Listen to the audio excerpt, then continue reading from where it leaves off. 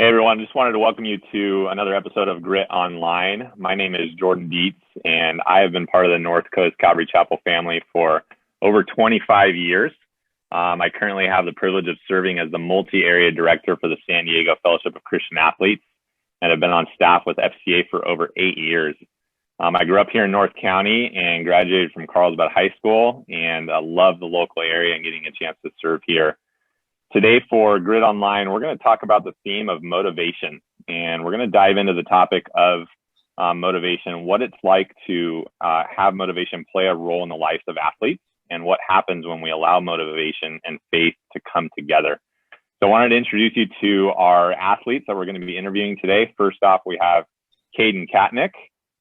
Cayden is a baseball player from San Marcos who has been playing baseball for 14 years. He graduated from San Marcos High School in 2019 and is now a corner outfielder for Sonoma State, where he loves to throw people out from the outfield. What's up, Cayden? Good to see you, bud. We also have Kolby Bird. Kolby is a volleyball player from San Diego. She graduated from Westview High School and went on to play 4 years as an outside hitter for the University of Miami Hurricanes.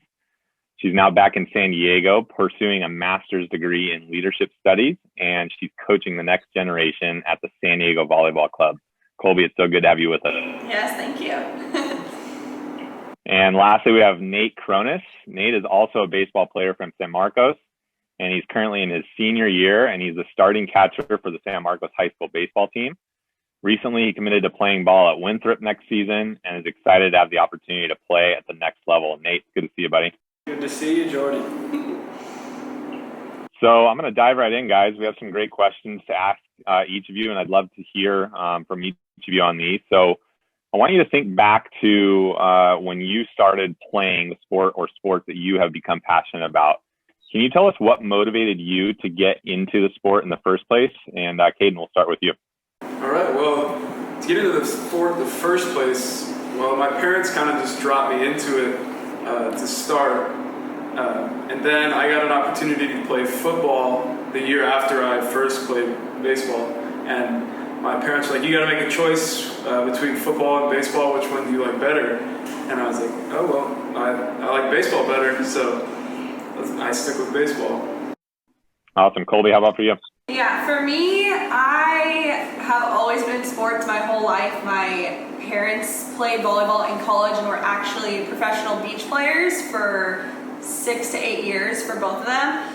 I actually played basketball for 5 years, and then I got bored of running around too much, and I switched to volleyball, and I loved it. I fell in love with it, and I started in 5th grade and then stuck with it all the way through college.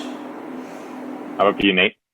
Yeah, I grew up as the youngest of 3 brothers, so it's kind of natural to just do whatever my brothers did. If they played basketball, I played basketball, and it eventually led to baseball, and I stuck with it because it was the sport I loved most. Yeah. Cool. So it sounds like family was a huge motivation for all 3 of you, right? You had people who modeled getting into sports, maybe becoming passionate about it, getting motivated for joining those sports. So that's cool. You guys kind of all share that same theme. Tell me a little bit, as you kind of grew a little bit older, and did that motivation change at all when you went from maybe just learning your sport, at that introductory level, to becoming more serious about training and getting better? What about your motivation changed? And Nate, we'll start with you. Yeah, man. I would say honestly, probably when I reached high school is when the motivation really changed. I started to try to kick it into a new gear. Started seeing guys a lot older than me, a lot more physical than me, and it really drove me. And I saw, what you can do through sports. I had many role models in my life that played sports. So it was really something that I really wanted to kind of have a platform for whatever I wanted to do in my life. And thankfully, Jesus came to me. And so, yeah, really a platform for the Lord is what it's really become. That's really cool. How about for you, Kolby? When do you remember having that motivation maybe change from just hey, this is cool, soccer, volleyball, athletics, to more of a step up in the motivation factor? Yeah, I think also in high school, I was getting a lot better at the sport. So it kind of hit me whoa, I could do this in college and potentially get a free education through athletics. So that was a huge motivation, driving force that I really wanted to play post high school. And so that drove me all through high school. I was super committed. I originally wanted to play other sports in high school, but I decided not to so I could focus on volleyball. And it ended up paying off. So I think that's how my motivation changed during that time. Was there a certain point for you, Kolby? Actually, let me stick with you. Was there a certain point where you kind of thought, wow, this is actually something that could help provide for me for my future, right? A free college education, a scholarship's a huge deal. So when did you realize that was a possibility for you? I think freshman year and sophomore year of high school, I improved drastically, and then started getting like the recruiting started, and opportunities, they started popping up. I was like, whoa, I could actually do this, and kind of go wherever I want across the nation. So yeah, early high school, it started happening, and that's kind of how it is for women's volleyball. It happens pretty early in high school, which is kind of crazy. We're only like 14, 15 years old, and we're like making these huge decisions. I think a lot of sports are like that. But yeah, that's what happened. Yeah. Cool. Cayden, how about for you? I know your family obviously played a big role. I know your family well, and you've got an older brother who excelled in athletics. And so where was that point for you where that motivation maybe changed from just, enjoying the sport to taking it to the next level? Well, mine was a little like sooner than high school for me, because my brother, who's 2 years older than me in school, was competing at the high school level before I was. So I was watching him start to be more motivated in the sense that he was working out and going to the gym all the time. And so when I was in 8th grade, I started to work out. And so when I was in 8th grade, I realized the motivation was there to like get better, not only like on the field, but also off the field as well. Cool. Yeah, I remember you coming into high school, man. You're a pretty big dude and pretty jacked up coming in, so you were doing something right, hadn't you? Yeah, I was pretty big back then. How about on the other side of things? Was there anything, from a motivating factor standpoint that you thought maybe you had to remove or change? Was there anything kind of negative that you wanted to remove that maybe you had a hard time doing so?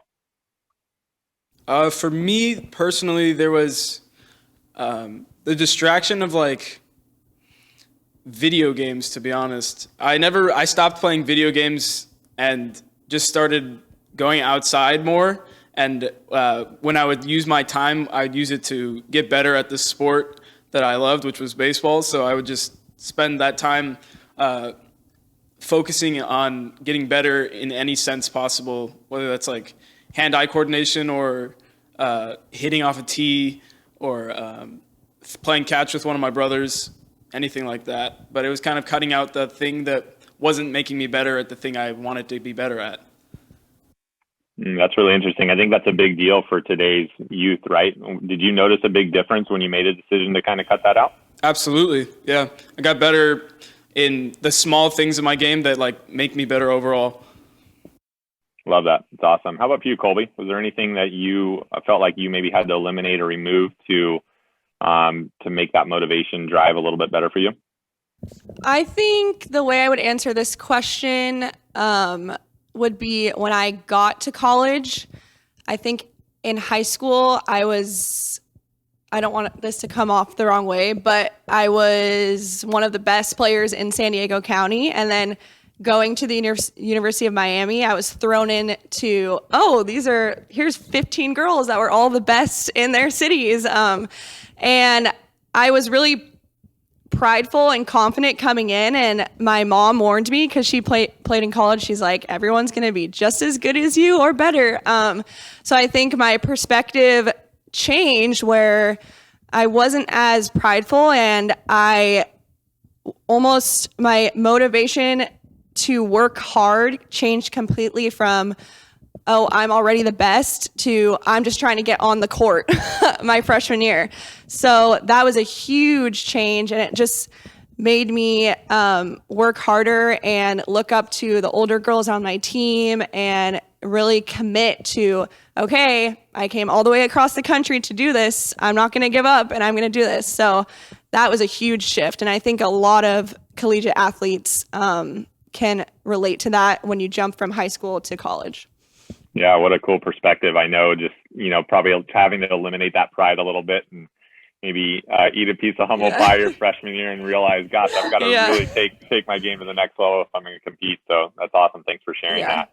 Nate, how about for you? Was there anything that you felt like maybe stood in the way for you starting at an early age, or anything up to where you are now that you felt like you had to remove in order to stay motivated the right way? Mm-hmm. Yeah.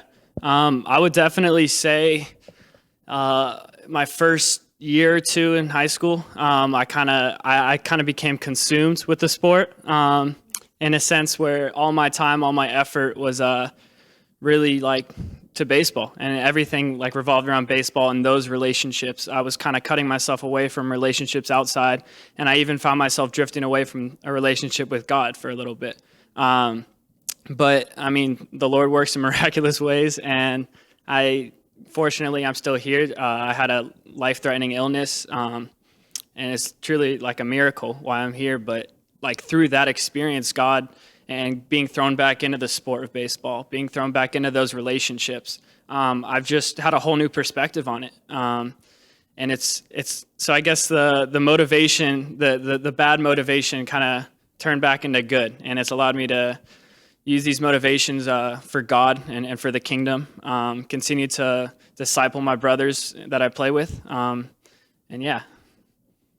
Love that, man. I know that that injury and illness you dealt with a couple of years ago was a huge factor for you in your journey, and the way that faith played a role in your life and in your sports. Let's talk about that a little more. How has faith played a role in your life, and was there a point where you felt like you really let Jesus begin to lead you and take control of your life, and what was that like?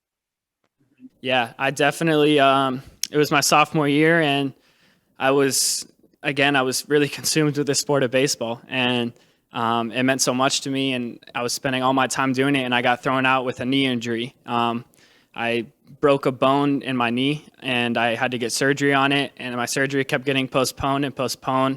The whole year was full of a Rady's Children's Hospital illness for about a month.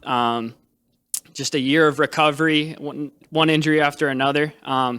But really through that adversity, through all those struggles, all the things that I was tested with, God really he brought me out of it, and it was really a process. It wasn't one moment that I'm like, wow, man, I did realize God was saving me at the moment, but it was really a process and understanding what was going on.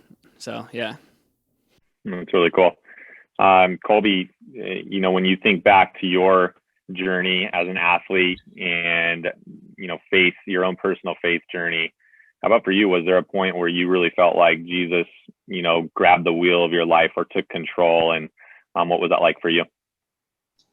Yeah, I think I've been involved in FCA and been a Christian my whole life. But going to the University of Miami was this huge experience for me. I remember my mom dropped me at the airport with one big suitcase, and I just flew across the country by myself and just figured it out. And I think a huge thing for me looking back now is it's cool to see how evident God was throughout those years. I mean, I was completely on my own, and by my sophomore year, there was 10 of us girls on my team that were Christians, and we started the FCA at Miami and built it up from there. And it's just crazy thinking about it now, how I went across the country, but God was still taking care of me and fulfilling my needs. And there's just moments when you look back on your life, and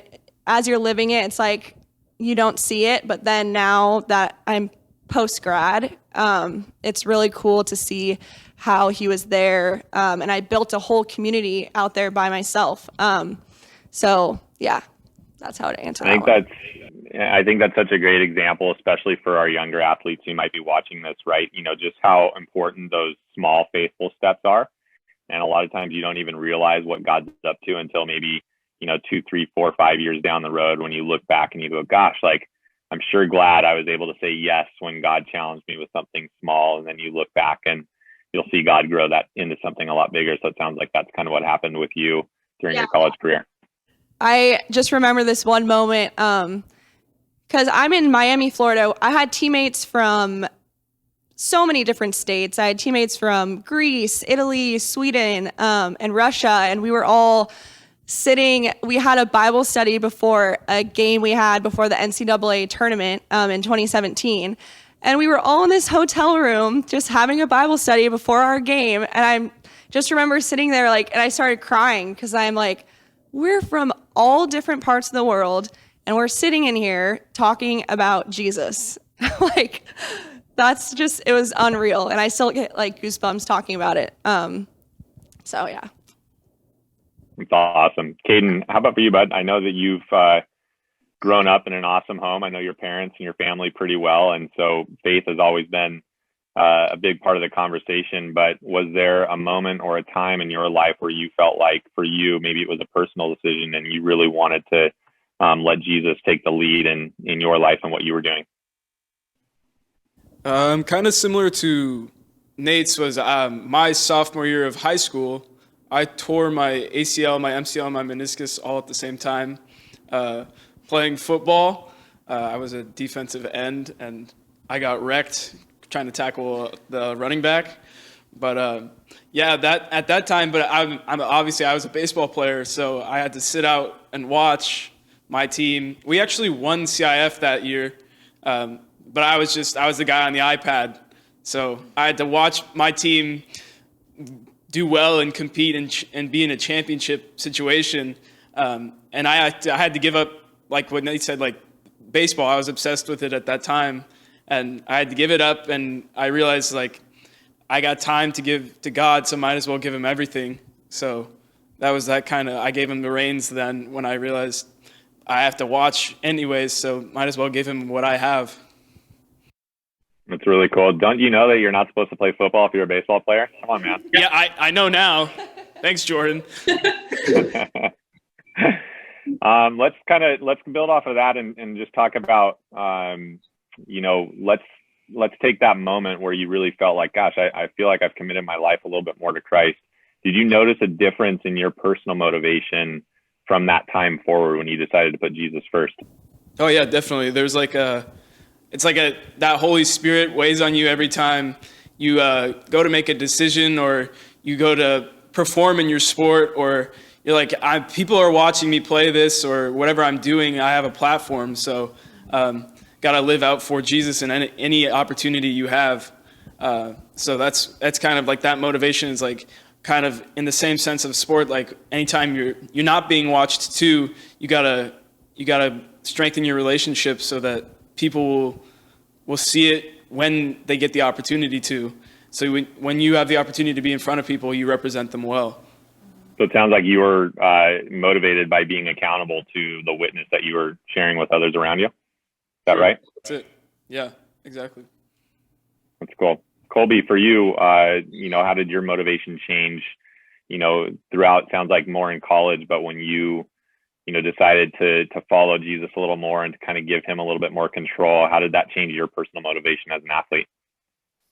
Yeah, I think my college experience, I was very blessed because I have heard a lot of stories of people who have not enjoyed their experience, and I have nothing but good things to say, which I think definitely comes from God. But I had such a great group of Christian teammates, best friends now, that I no longer cared to play for myself. I wanted to play for God and I wanted to play for them.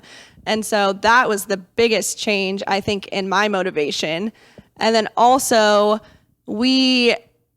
this group of friends, we wanted to impact the younger generation, and we started getting more and more younger girls coming to our games. And so we wanted to play for them and talk to them after our games. And it didn't matter if we won or lost, we stayed and we would chat with them. And that was huge for our program at that time, was being those role models for the next generation and just just instilling in them that it's okay if you win or lose. Like volleyball is more, and athletics is more than just if you win or lose. And so that's how it changed for me, I think.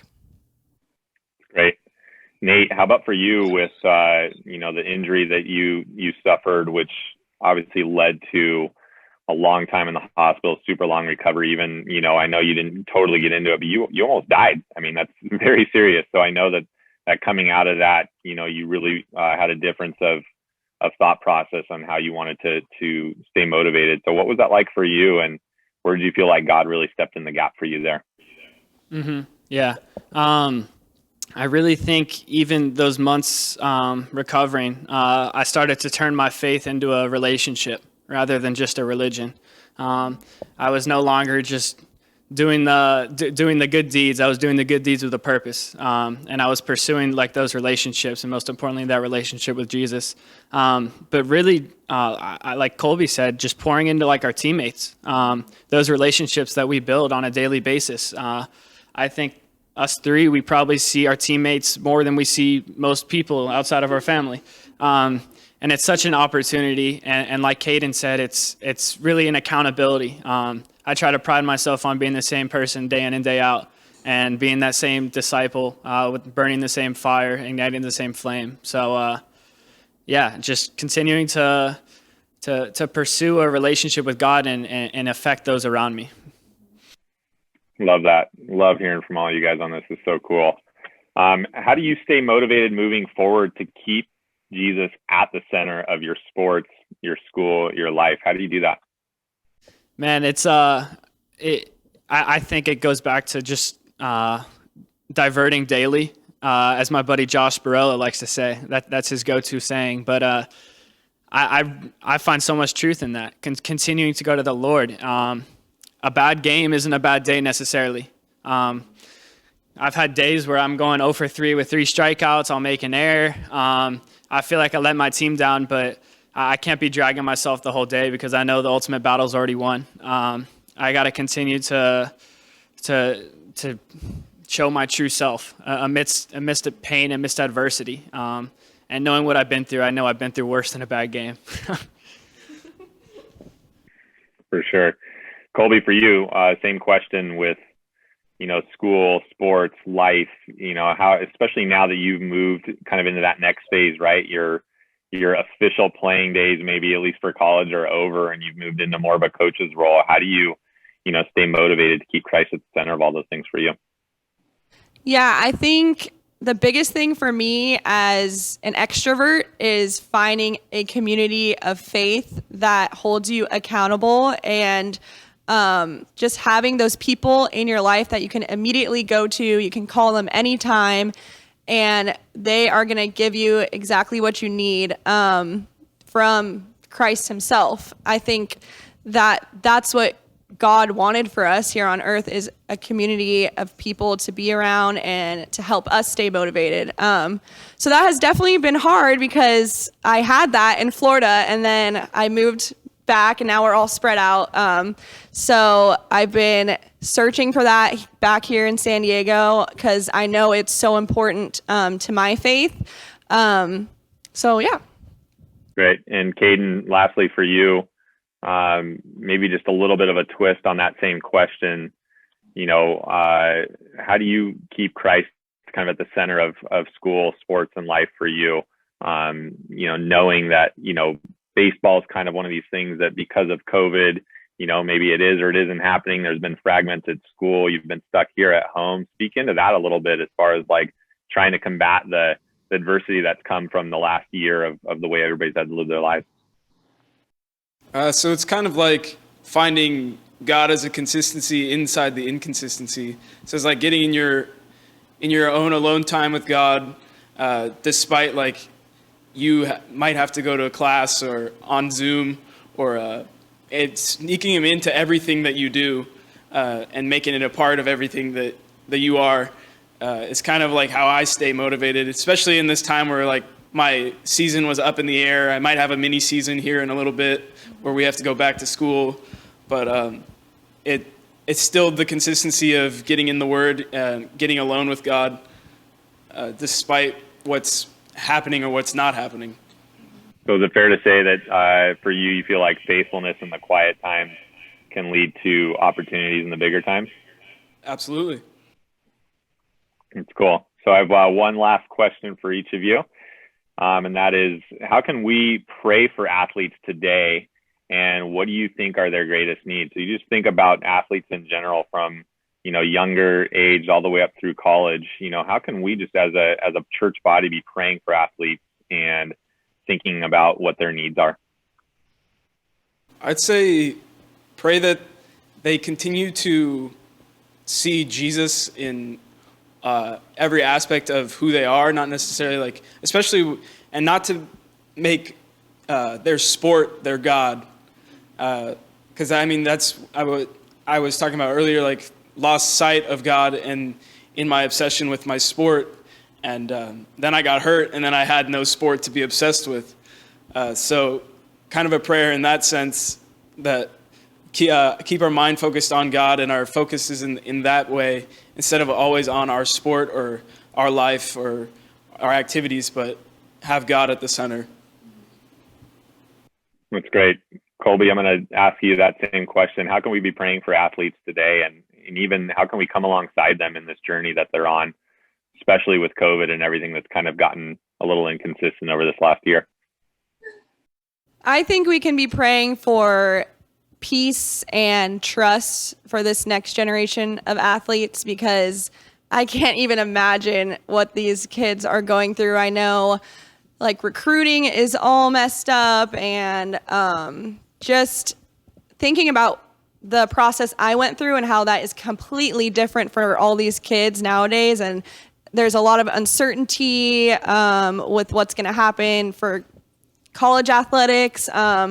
So just peace and trust in the Lord for them. Our club is open right now for practices, but they're not playing in tournaments. So I just see the frustration, but yet on the other side, they're just so happy to be in the gym to even play the sport. So I'm just thankful that I can coach and be alongside them and just be a bright light that they can see every day.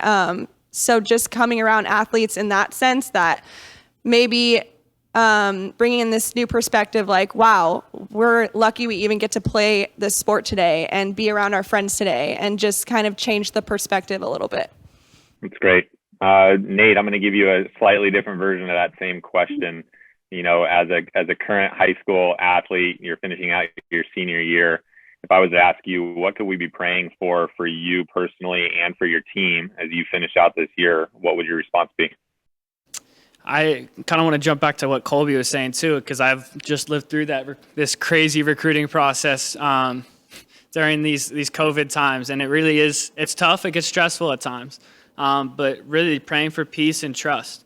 There's many high school athletes out there that they stress way too much about getting an opportunity to play to the next level. And I also want to pray for the parents of those athletes, that they could remain calm and know that they're in God's hands, and know that there's a greater plan for them, just like there's a greater plan for all athletes outside of their sport. There's so much life to live outside of just your sport. God gives us an abundance of blessings. So, yeah.